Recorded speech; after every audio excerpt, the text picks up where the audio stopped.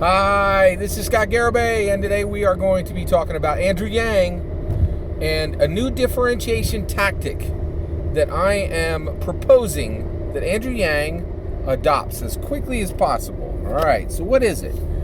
It is Trump bad abandonment. All right, abandoning Trump bad. All right, so let me define what this is. All right, so specifically what we'll get there. All right, so here's the thing. I've been thinking a lot. I've been thinking a lot about politics lately. Politics is constantly in my mind. I'm like so over the moon right now, right? Like, to me, the U.S. presidency, it is, I understand it for what it is. It's king or queen of the world. It's the most important chair in the world. It's Game of Thrones for real. Like Game of Thrones for realsies. People, watching dragons and getting a bad ending, right? Like, this is the real deal, man. This is my football season. I'm just so excited about just enjoying this time, this run up to see who's going to rule the world next, right? Like that's really what's at stake here, right? But one of the things that's really been making me really sad lately, and really sad, is I realize how little people care about politics, right? And I've really been thinking about this a lot, and I think the reason why, the reason why I put together this differentiation tactic for Andrew Yang is, I think the reason people don't care about politics is politicians have trained people to not listen to them, right? This has been happening for a long time. It's one of the reasons why Donald Trump was elected. With Donald Trump, when he went against every other politician, right, in 2016, they were all politicians, and basically this was true, right? Didn't matter who they were or what they said. You could just pick, right? And you could say, So you could just pick, right?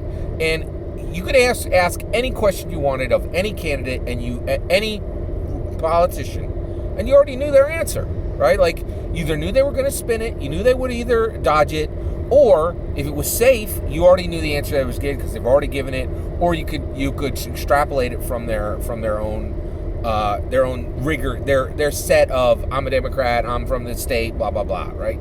So when in 2016 when Trump ran, you could ask any politician on the blue or the red side any question, and you knew what their answer was before they gave it, right? But Trump shocked everyone. He shocked the media, and he absolutely shocked the blues and the reds, right? And you could ask him any question. You had no idea what was going to come out of his mouth. That is still happening today, right? When Donald Trump talks, people listen, right? So here's the kicker, right?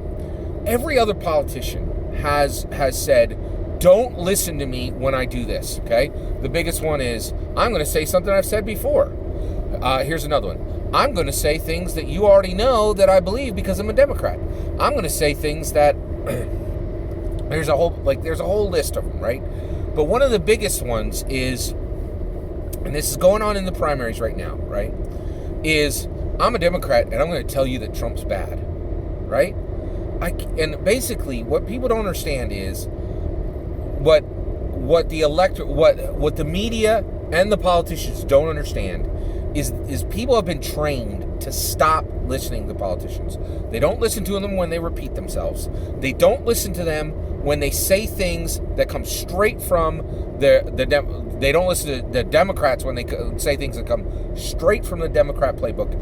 And they no longer listen to Democrats when Democrats say Trump bad. Now, what is Trump bad? Here's Trump bad. Trump is a monster. Trump is not fair on heritage, or lineage or ancestry. Trump is, it's the biggest one. Like, Trump is stupid, right? Trump is an idiot. Trump is dumb, right? And these are all of these are just different flavors of Trump bad, okay? And this is what the media and the politicians do not understand, is they have been training the public for years to stop listening to them, right? And I'm convinced this is one of the reasons why so few people actually pay attention to politicians, right? Because politicians are so willing, eager, they just so desirous to waste people's time, right? You're a Democrat and you think that Trump is bad. Who cares? Everybody knows you think that, right? In addition to that, there's literally 100 policies that you could be defining right now. There's literally shades of your solution that you could be talking about right now. There's literally, full philosophical discussion to be had over what governance is said. You don't want to do any of that. You want to make sure that you, as a Democrat, say Trump bad, Trump bad, Trump bad, right? And people are sick of it. They're like, you're a Democrat and you don't like Trump. Who cares? Like, it doesn't matter what you're saying right now, right? I already know you hate Trump, right? And the reality is, it's even more useless from every 2020 U.S. presidential Democrat primary candidate, because it's already being touted by half the people on Twitter. It's already being carried by virtually every single media outlet, right? And it's carried across virtually every social media, right? So the whole world is screaming Trump bad, right? So why on earth should any 2020 U.S. Democrat primary give one more word to this, right? And so that is my differentiation tactic specifically for Andrew Yang, is the abandonment of Trump bad, right? Now, this would happen very specifically. One, it will not be easy to do, because most Democrats, and I think Andrew Yang is in the same boat, they insult Trump like they breathe, right? It's like water for a fish, and Andrew Yang's there too, right? Like he insults Trump all the time, right? And the reality is, the reason I'm bringing this forward is I understand politicians have no clue that this is true, right? So, including Yang, right? So here's what he would do, right? He'll come forward and he'd say, listen, I am differentiating myself from the Democrat pack. As of today, I will not give one more breath, not one more word to Donald Trump, right? I'm not going to say Trump bad anymore. You all know I think Trump is bad. You all know that I think he does an absolutely terrible job of running this country. And the reality is, I have a ton of solutions. I have 50 to 100 policies I need to define for you. I need you to understand why I am the best person to rule the world, right? He's not going to use that rule the world part. He'll say something about flags in America, right? But the reality, and then he's going to say, listen, this is a waste of time, right? If you really want to know how monstrous Trump is, and how foolish he thinks, watch SNL, watch NBC, go on to Twitter, right? I'm no longer going to supply that for you. I'm not going to waste your time with a Democrat thinking he thinks Trump is bad. It's not new information, right? But there is real new information, real policy work, real solutions to talk about, philosophical debates to be had about how we move forward in a very complex world, right? And I want to start having real conversations, and I will not give one more word, one more breath to that person who's in the White House right now, because he is a relic and he is history, right? And Yang should say, okay, at this point going forward, it's all Yang all the time, right? It's all Yang's solution for America all the time. I am only going to talk to you about what I'm going to do to fix this country, right? And then this sets up Yang so perfectly, right? So one, he's going to crush it. He's going to get qualified for the third debate, right? But when he goes, so he can start projecting this now, right? So when he goes onto onto any of the people who are going to interview, he gets interviewed every single day, literally like 2-3 times a day, right? And somebody says, what do you think about Trump's handling of XYZ? And you say, listen, Trump is the president, and I think, and he is going to do what he is going to do, but I'll tell you, this is what I, as Andrew Yang, who loves this nation and has a real solution, am going to do. And then quickly turn it back. And then, and every time anybody tries to get him to go Trump bad, he's going to say, listen, insulting Trump, using time during the primaries where we're supposed to be differentiating ourselves from other Democrats and explaining why we're a better solution than another Democrat, right? And nothing we're doing right now really matters in the general. I need you to focus. Can you ask me a real question that really helps Americans understand our problems and my solutions, right? And he can start correcting the media, which, oh boy, Americans are totally up for the media being corrected. The media is like lawyers, they're just like, they're not people's favorite career, and the media is trying to really gain a lot of ground, right? So one, he can go hard against the media, which frankly the public loves, right? And then two, as soon as the debate happens, I guarantee, right, third debate, Warren and Biden, they're not going to go for this. They're going to keep doing Trump bad, right? And as soon as they do, he can just roll his eyes, which the cameras will catch, right? And he can, put his hand out and make it talk like a duck, right? Like blah, blah, blah. He can make that hand sign with his hand, blah, blah, blah, right? Which is what it is, right? And the people are going to go, why was, Andrew Yang going blah, blah, blah when they said Trump bad, right? And the reality is he's like, because we're not going to do this anymore. Now, if he is asked, he can give really specific reasons. People will ask, they're like, why are you not going to say anything negative about Trump, right? Because this will differentiate him from the crowd. Nobody else is going to be doing this, right? Every other Democrat insults Trump like they breathe, right? It's water for a fish, right? So he can just give the reasons. One, it's partisan, okay?